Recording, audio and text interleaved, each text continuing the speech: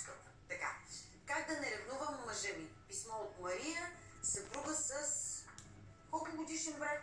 20 годишен. 20 годишен. Ма вие още ли го ревнувате? Милички. И аз това викам, аз ли чета? Браво! Аз ли не чета? Браво! Ма хубаво, това е любов. И особено ако е зодия рак, много сме ревниви. Единственият вариант, ако сте зодия рак и ревнувате мъжа си, просто да смените обекта, защото то е ясно, че на вас да се ревнува. Вземете да ревнувате, например, съседа. Не е нужно да имате чувства към него. Просто сменяте дулото на ревността от един обект към друг. Защото ти като си свикнал да правиш едни неща, свързани с ревността, имаш необходимост. Точно да хващаш цигара, да пипаш, имаш нужда да дебнеш, да следиш. Да следиш, да питаш. С кого си говориш? Защо не си говориш? Сякаш не си говориш, значи ли, че си говорил преди тайно? Да. Пишеш ли на някой? Кой гледаш в Инстаграм? Чакай малко.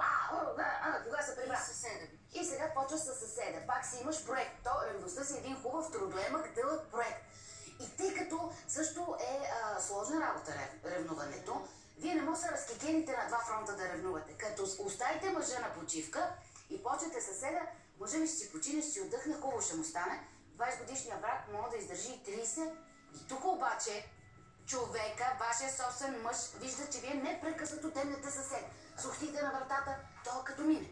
С бинокъла през терасата гледате към неговия балкон. Сега мъжа ви почва да прави всичко това, което вие правите на мъжа си. Почва да пита, ти защо седиш тук на вратата? Ти защо си сби на на кого пишеш? Защо не спиш? За кого мислиш?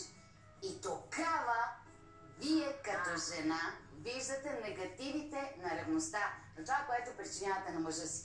И като се огледате, и като се видите и ще кажете, тук виж, бъй, не е хубава тази работа. Погледнете него си, 20 години съм го ревнувала. Да, между другото, като се обърнете към някой друг мъж, какво може